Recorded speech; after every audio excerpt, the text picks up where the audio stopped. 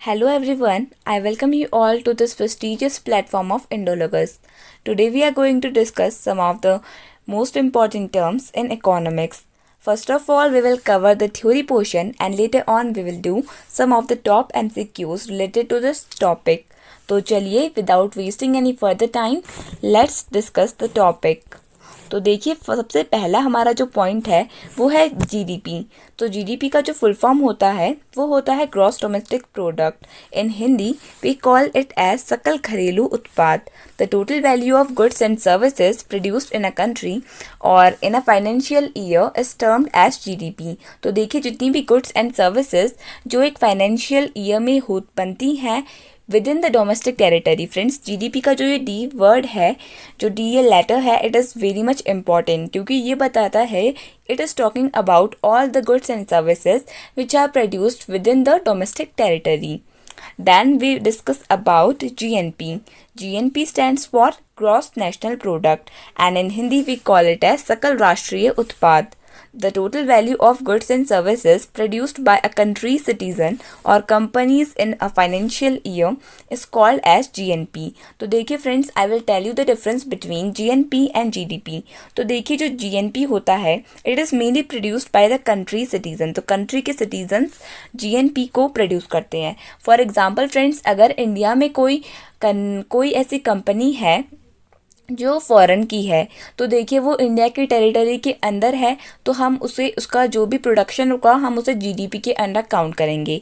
But if we talk about GNP, for example अगर Germany की कोई कंपनी हमारी कंट्री में अपनी कंपनी को स्टैब्लिश करती है तो उसका जितना भी प्रोडक्शन होगा वो जर्मनी की जीएनपी में काउंट होगा. आप ऐसे इसे समझ सकते हैं, लेकिन जीडीपी में हम उसके प्रोडक्शन को काउंट करेंगे. ये मेनली छोटा सा डिफरेंस है बिटवीन जीडीपी एंड जीएनपी.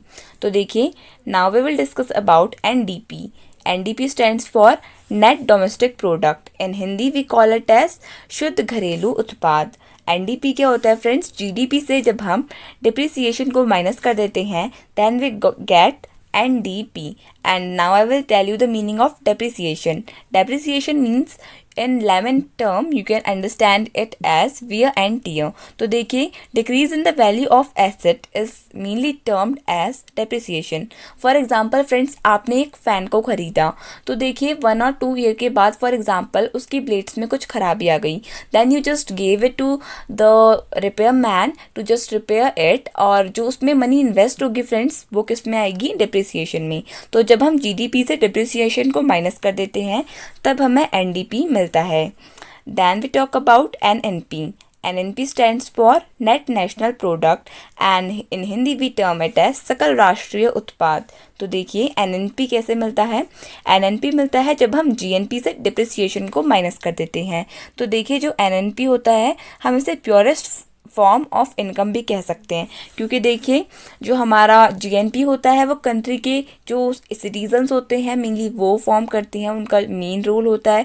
और देखिए जब हम जीएनपी में से डिप्रिसिएशन को माइनस कर देंगे तब हमें एनएनपी मिलेगा. Next topic is FDI. FDI stands for foreign direct investment, जिसको हिंदी में कहते हैं प्रत्यक्ष विदेशी निवेश. तो देखिए it is an investment made by a company or an individual in another country, in one country. तो देखिए मेनली यहाँ पर होना चाहिए another country.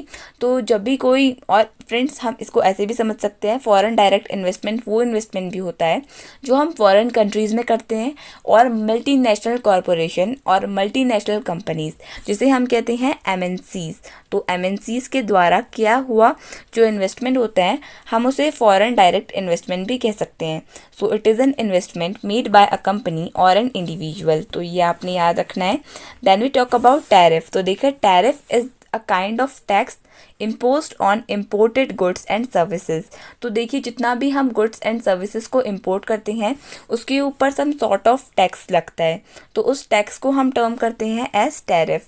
तो tariffs make imported goods costlier. तो देखिए जो इम्पोर्टेड सामान आता है वो मेनली कॉस्टलियर होता है यानी कि महंगा होता है.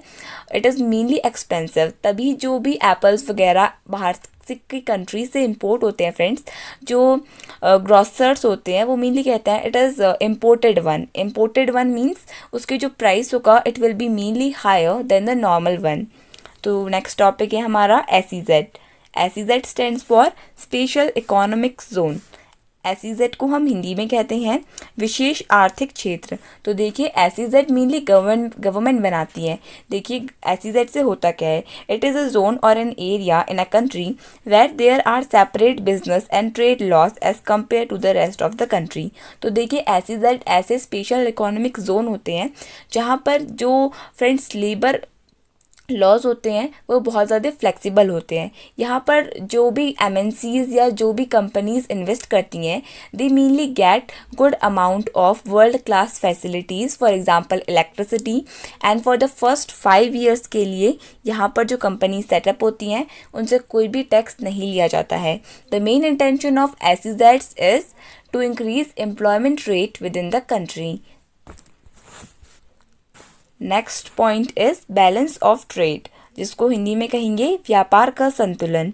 सो it is the difference between a country's imports and exports के बीच का जो डिफरेंस होता है for a period of time is considered to be balance of trade.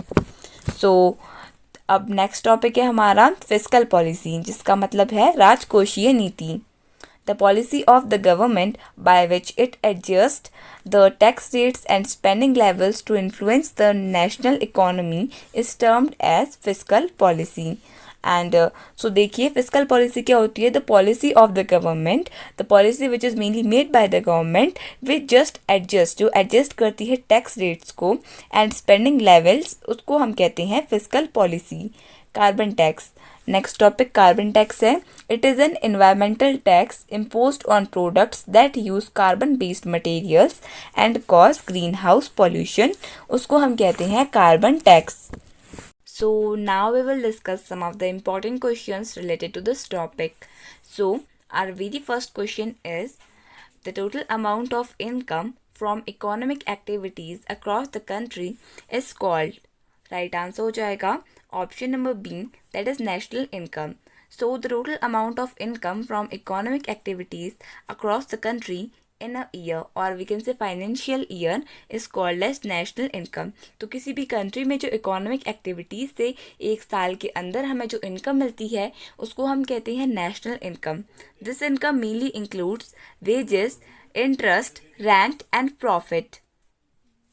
So our next question is, which of the following institution releases the World Economic Outlook report? Right answer हो जाएगा option number C, international monetary fund इस report को release करता है and इस report का नाम है world economic outlook report and it is released by international monetary fund. Next question, which sector contributes the most income to India's economy? तो हमसे पूछा गया है कि इंडिया की इकोनॉमी में कौन सा सेक्टर सबसे ज़्यादा कॉन्ट्रीब्यूट करता है. So the right answer will B tertiary sector जो है वो सबसे ज़्यादा कंट्रीब्यूट करता है इंडिया की इकोनॉमी में. तो the tertiary sector contributes the most to India's economy. There are many areas in this sector like service sector, real estate, hotels and restaurants, telecommunications etcetera. तो देखिए जितनी भी मेनली सर्विसेज होती हैं they all come under the tertiary sector and इस sector को हम service sector भी कहते हैं. And if you talk about primary sector, इसका दूसरा नाम होता है agricultural sector and secondary sector का अदर नेम है industrial sector. So next question, which organisation calculates the gross domestic product for India, that is GDP? Right answer हो जाएगा central statistics office. तो सेंट्रल स्टैटिस्टिक्स ऑफिस ये calculate करता है GDP को. It was founded on 2 May 1951. Headquarters हैं इसके न्यू दिल्ली में. Next question, which of the following is a part of gross national product, that is GNP? Right answer हो जाएगा option number D, that is export, money earned by a resident abroad, and imports. तो all of the above इसका right answer है कि जो GNP होता है हम उसमें एक्सपोर्ट की वैल्यू को इंक्लूड करते हैं, और जो भी इंडिया के आउटसाइड जो भी मैंने आपको बताया था रेजिडेंट्स अब्रॉड में जो रहते हैं उनके द्वारा जो कमाई हुई इनकम होती है उसको भी हम इंक्लूड करते हैं in GNP, and also we include all the money that we earn from the imports. तो GNP stands for Gross National Product, the total value of the goods and services produced by country, citizens or companies in one year is called as GNP. Next question, the average income of a country is known as, right answer हो जाएगा option number B, per capita income. तो average income किसी country की उसको हम कहते हैं पर कैपिटा इनकम, और इसको हम एवरेज इनकम के नाम से भी जानते हैं। The per capita income is a measure of the amount of money earned per person in a nation और geographic region. So our next question is, how many central government SEZ, जो मैंने आपको बताया था SEZ का full form होता है special economic zones, are there in the country prior to the enactment of SEZ act of 2005। Right answer हो जाएगा option number A, that is 7। So हमारी कंट्री में टोटल 7 सेंट्रल गवर्नमेंट SEZ थे before the SEZ act of 2005. So there were 7 central government SEZs, that is special economic zones, and 12 state and private sector SEZs prior to enactment of the SEZs Act of 2005. कभी आपसे पूछा जाए about the state or private sector SEZs before 2005 SEZs Act, so it will be 12. So now our next question is, which of the following is one of the central government SEZ, that is special economic zone. तो central government का special economic zone पूछा है हमें इन options में से, तो right answer हो जाएगा चित्तूर। तो Chittoor it is one of the central government SEZ out of these options. Chittoor is a city and district headquarters in Chittoor district of Indian state of Andhra Pradesh. So it is located mainly in the state of Andhra Pradesh. Next question, which state has the maximum number of SEZs? Right answer हो जाएगा option number A, that is Telangana has the maximum number of SEZs. Telangana has the maximum number of SEZs and that accounts for 68. Friends, if you will Google it out, you will get the answer as 40, as with Tamil Nadu. But friends, as I have researched about it and I got that the total number of SEZs in if we talk about Indian states, the maximum number of SEZs, they are present in the state of Telangana. So the right answer for this will be option number A, that is Telangana. So our next question is, which of the following is another term for the net national product at factor cost? So right answer will be option number B, national income. And I have already told you about the national income, that aggregate of earnings from the nation's current production including compensation of employees, interest, rental income and profit of business after taxes. So it is one of the important questions which could be asked in your future exams. So our next question is, which committee was constituted by the Ministry of Commerce to study the existing SEZ policy? The right answer for this question will be Baba Kalyani committee को setup किया गया था by the Ministry of Commerce. तो देखिए, जो मैंने आपको depreciation के बारे में बताया था उसको भी Ministry of Commerce and Industry he setup करती है. You just have to remember this key point. Ministry of Commerce and Industry constituted a committee. तो जो Ministry of Commerce and Industry थी इसने एक कमेटी बिठाई थी जिसको हेड किया था मिस्टर बाबा कल्याणी ने. He was a chairman and MD of at Bharat Forge Limited in June 2018 to study the existing special economic zone, that is SEZ, of India and prepare a policy framework according to it. So our next question is, the foreign direct investment includes. Right answer will be option number C, tangible goods को include करता है foreign direct investment. So now we will understand about tangible goods. Tangible goods means the products that are of physical nature such as clothing और household items. तो इसको friends आपने याद रखना है कि जो टेंजिबल गुड्स होते हैं these are the products that are of physical nature and it includes clothing or household items. So, our next question is, the more expansion of foreign direct investment can boost. So, here a blank is given to us that the more expansion of foreign direct investment can boost. Option number C will be the right answer and that is employment.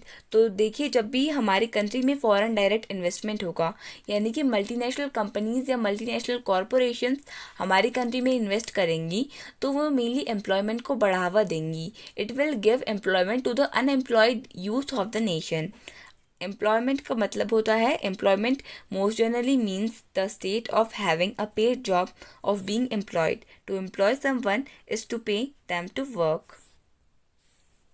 So the next question is, which of the following tax gives the maximum revenue to the government of India? Right answer will be option number A, corporate tax gives the maximum revenue to the government of India, and corporate tax is the single largest source of income to Indian government. Next question. The goods and service tax, that is GST of India, is headed by. Right answer हो जाएगा finance minister mainly. तो देखिए, GST की जो council बनती है उसके head होते हैं हमारे finance minister. And the GST council is the governing body of GST with 33 members. Goods and Service Tax Council, that is GST of India, is headed by Union Finance Minister of India. The GST Council's first chairman was Arun Jaitley, was the first chairman of the GST Council, and you just have to name me in the comment section about the current finance minister of India. So our next and the last question is, which of the following tax is not included in GST? तो right answer हो जाएगा, जो custom duty का tax होता है उसे नहीं include किया जाता है जीएसटी में. तो देखिए, जो custom duty is a tax that is not included in goods and service tax. Custom duty refers to the tax imposed on goods when they are transported across the international borders. जब उन्हें transport किया जाता है, mainly जब उन्हें export किया जाता है, तो उनके ऊपर जो टैक्स लगता है उसको हम नहीं कंसिडर करते हैं इन जीएसटी. यहाँ पर ऐसा दिया है that custom duty refers to the tax imposed on goods when they are transported across international borders. So friends, with this we completed this video. If you just like this video, please hit the like button and subscribe to this channel of Indologus. Thank you so much for watching this video and best of luck for your exams.